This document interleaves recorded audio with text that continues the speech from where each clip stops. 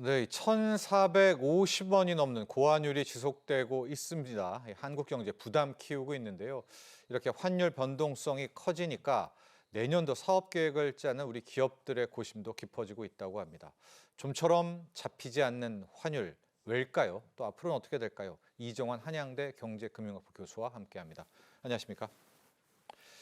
그러게요. 이 1,400원 뉴노멀 이론까지 많이 나오고 있습니다.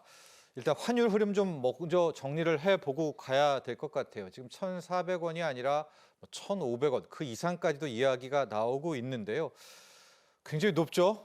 예. 짚어볼까요? 사실 이제 3년 전만 하더라도 코로나 직후만 하더라도 우리 환율이 1,100원, 1,200원 얘기를 했는데 벌써 1,450원대가 넘어서 왔다 갔다 하다 보니까 고환율에 대한 부담이 분명히 있다라는 말씀 먼저 드려야 될 것 같고요. 사실 이제 원달러 환율이 특히나 이제 11월 들어서 좀 왔다 갔다 하는 현상들이 있고 오버슈팅 갑자기 좀 올라갔다가 또 떨어지는 현상들이 나타나고 있다라고 보시면 될 것 같습니다. 원달러 환율 지난 10일부터 7거래 연속으로 해서 1,450원대를 웃돌았고 그다음에 1,475원까지 가서 1,500원이 뚫리는 게 아니냐라는 그런 염려를 많이 했다라고 아마 이해하시면 될 것 같은데 지난 14일에 사실 외환 당국이 구두 개입을 하면서 네. 좀 환율이 안정돼 가는 이런 양상을 보였지만 여전히 또 올라가는 양상을 보였죠. 그러니까 오늘도요. 예, 심지어. 오늘도 네. 1,457원으로 조금 내려갔다가 근데 이제 여전히 올라가는 양상, 그러니까 1,465원까지 올라가면서 1,450원대 아래를 뚫지 못하고 있는 이런 양상이 계속 보이고 있다라고 보시면 될 것 같습니다. 그러니까 한미 관세 협상 타결 때문에 조금 내려간 게 있는데 그 이후 5일, 6일, 7일 이렇게 쭉 하면서 1,450원대를 뚫고 1,475원까지 갔다가 이제 구두대 개입을 했지만 그럼에도 불구하고 아직까지 환율이 굉장히 높은 상태다라고 보시면 될 것 같고요.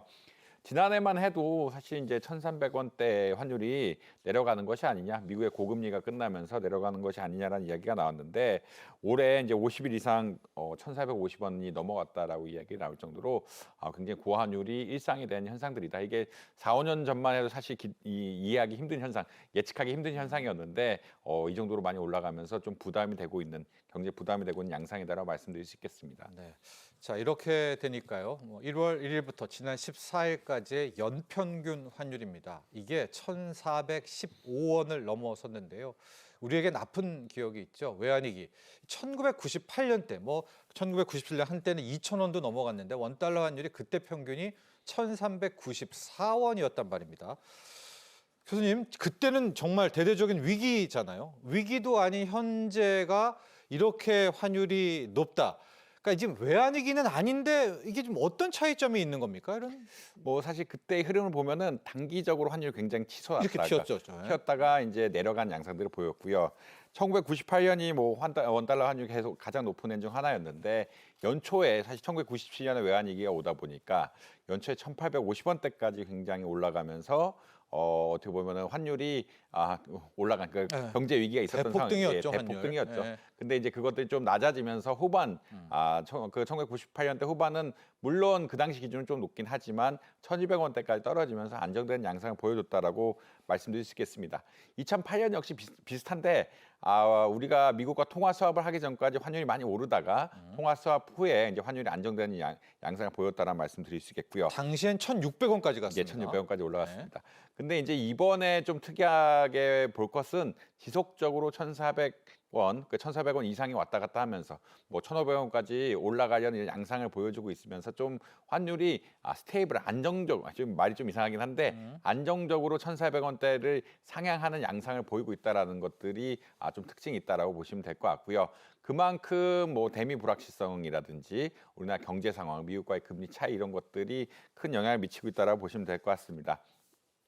근데 이제 지금 상황은 그러니까 예전에 IMF 외환위기 사태라든지 2008년 금융위기 때는 우리나라 경제가 실제 위기였던 상황이었거든요. 위기였던 상황이 어떤 거냐면 외채가 굉장히 많은데 달러가 부족해서 외채를 갚지 못한 상황이었다라고 보시면 될 것 같습니다.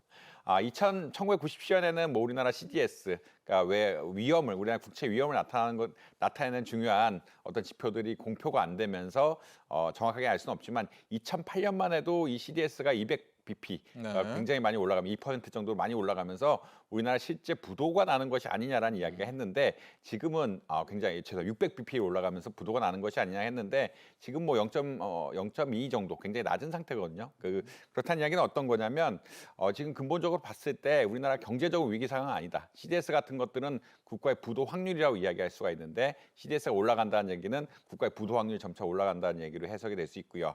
그러니까 외환위기 당시랑 비교해 봤을 때 지금 뭐 국가가 전혀 위기인 상황은 아니다라는 네. 이야기를 드릴 수 있을 것 같고 반대로 해석하면은 다른 구조적인 요인에 따라서 환율이 굉장히 많이 오르고 있다. 이 구조적인 요인이 단기 요인, 장기 요인이 섞이면서 많이 올라가고 있다. 그래서 단기 외채가 빠져나가는 위협의 중심이었던 1997년 외환위기나 2008년 금융위기와는 달리 지금은 이런 설명할 수 있는 요인들에 의해서 외환시장이 움직이고 있고 그렇기 때문에 국가 부도와 혹은 단기 외채를 못 갚는 상황과는 전혀 관련 없는 이런 상황이다라는 말씀드릴 수 있을 것 같습니다. 네, 계속해서 말씀드리지만 저희가 어떤 문제가 있는 것이 아닙니다. 왜냐하면 우리 기업들의 수출도 너무 잘 되고 있고요. 1월부터 9월까지의 경상수지 흑자 규모는 역대 최대치라는 점.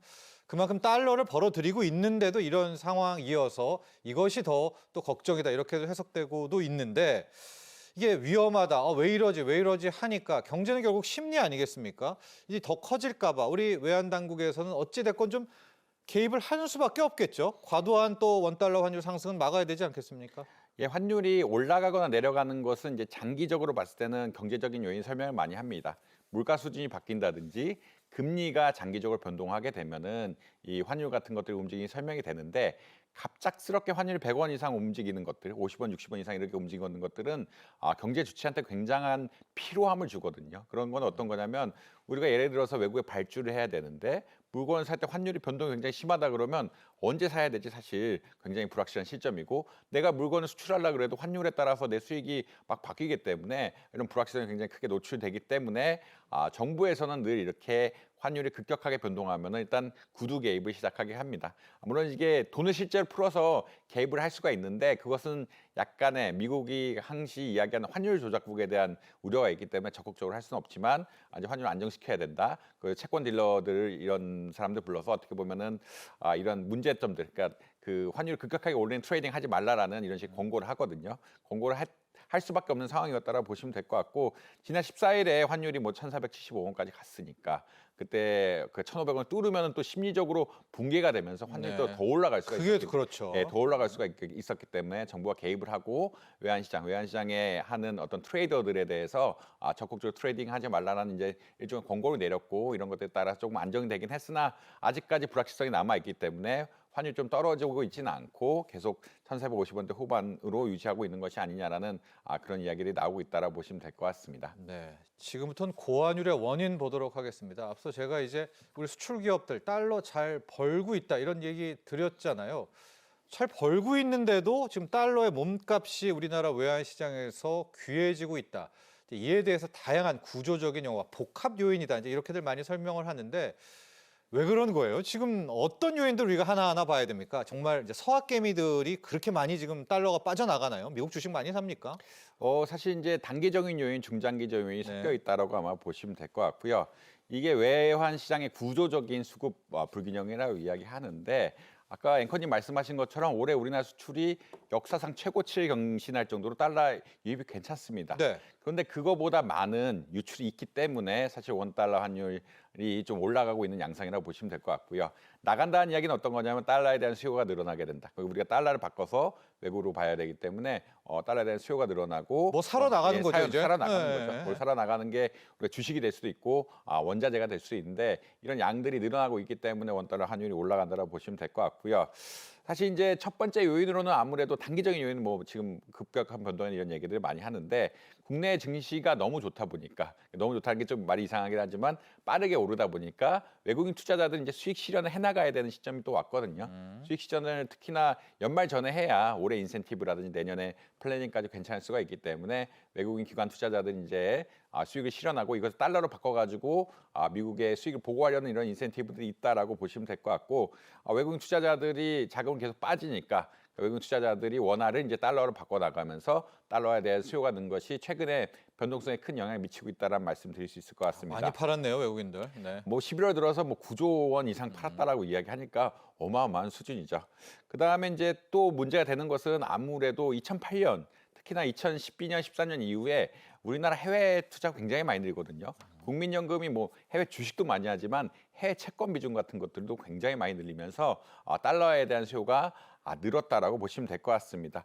또 2020년에는 서학개미의 붐이 오면서 서학개미도 자신의 포트폴리오를 한국 중심의 원화 중심의 트레이딩에서 외화로 바꿔서 트레이딩하는 것들이 굉장히 많이 늘어났거든요. 네. 그 개인 투자자들이 누적 해외 주식 투자 규모만 해도 뭐 1,160억 달러가 넘어간다라고 이야기하니까 그게 작년 말입니다. 예, 올해는 이미 거의 1,800억 달러쯤 돼요. 예, 예. 왜냐하면 이게 아무래도 해외 주식이 또 성과가 좋다 보니까 한국 주식에 비해서 한동안 네. 박스피에 갇혔을 때는 성과 좋다 보니까 이 주가 해외 주식으로 많이 나가 있고 이런 것들이 자꾸 누적이 되다 보니 결국은 우리나라 번 것에 비해서 자본이 많이 빠져나가게 된 거고 외국인 입장에서는 번 것을 또 빠져나가게 되다 보니까 한국 시장이 좀 불안정해질 수밖에 없는 이런 상황들이다. 수치를 통해서 아무리 많이 벌어도 이것을 외국에 쓰려고 하면 외국에 자산을 사려고 하면은 좀 문제가 될 수밖에 없는 이런 상황이기 때문에 환율 같은 것들이 올라가고 있는 구조적으로 올라가고 있는 것들이 아니냐라는 이런 이야기가 나오고 있다. 더군다나 여기에 관세 불확실성 같은 것들이 겹치고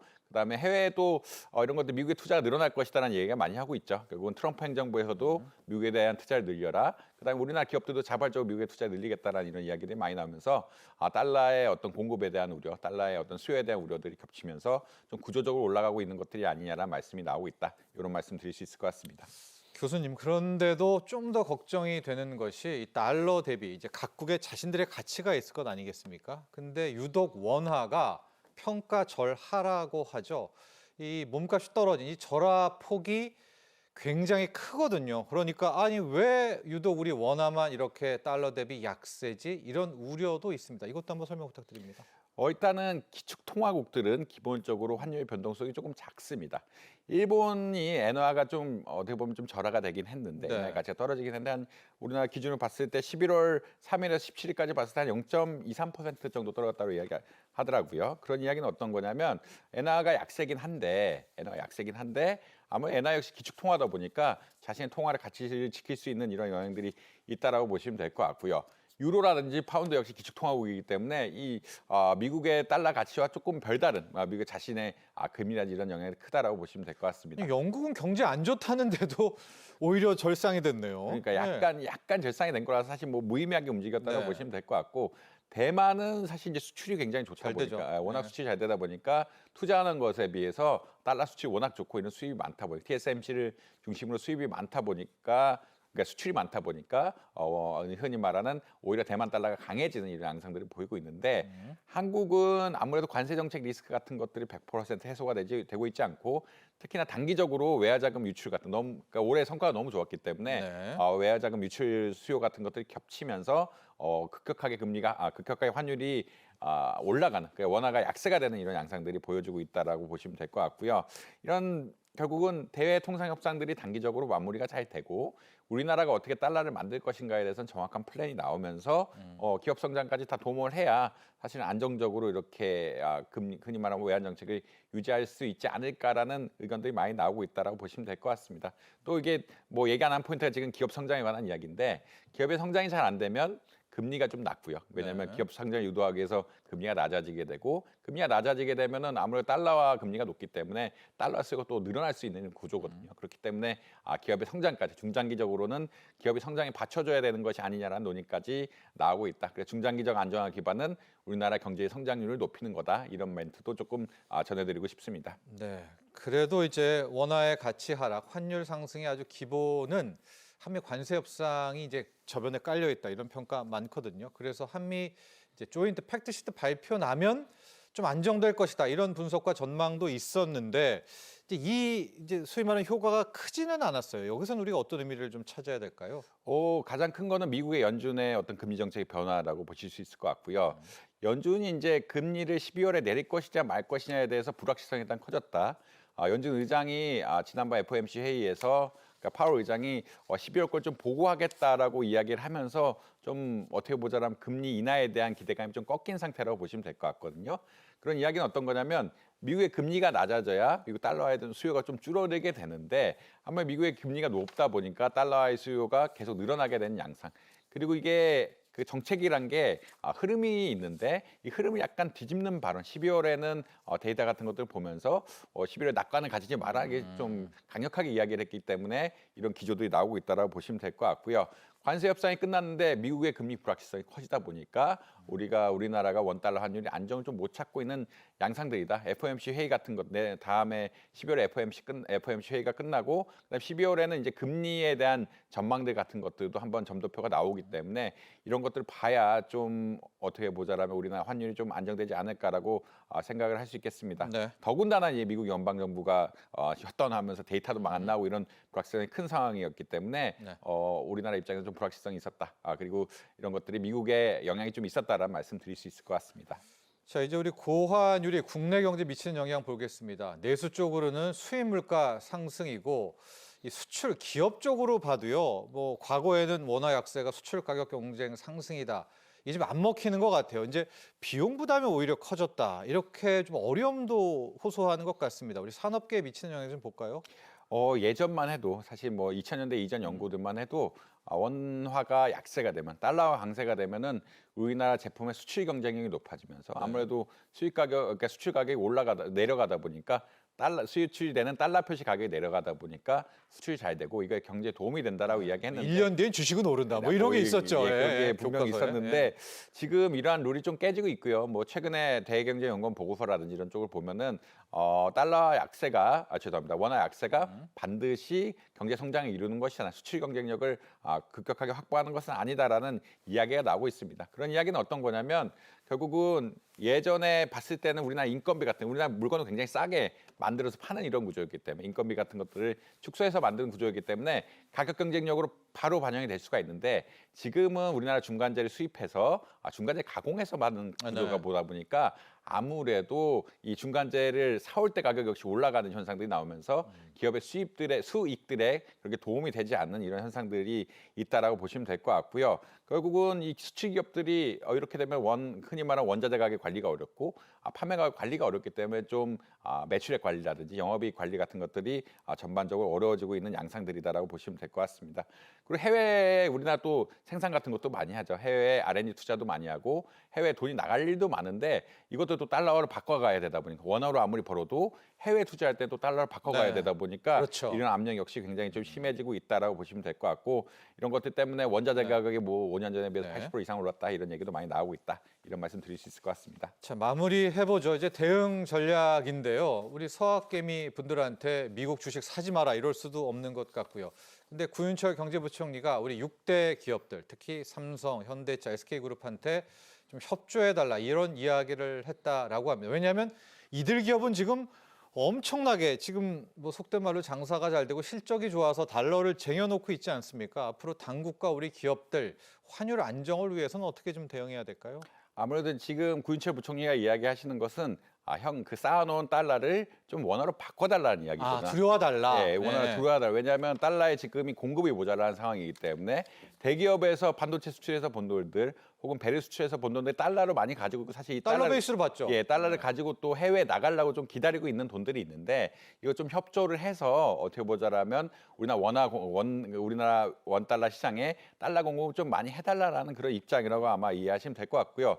수출이 잘 됐다는 이야기는 그만큼 달러가 많이 들어와 있는데 대기업의 주머니에 너무 오래 가지고 있으면 네. 이것이 달러 공급이 부족해지는 현상들이 나올 수 있다. 그렇기 때문에 적극적으로 기업의 협력을 요구하고 있다는 말씀 드릴 수 있을 것 같습니다. 네. 자, 지금까지 도움 말씀에 이정환 한양대 경제금융학부 교수와 함께했습니다. 오늘 감사합니다.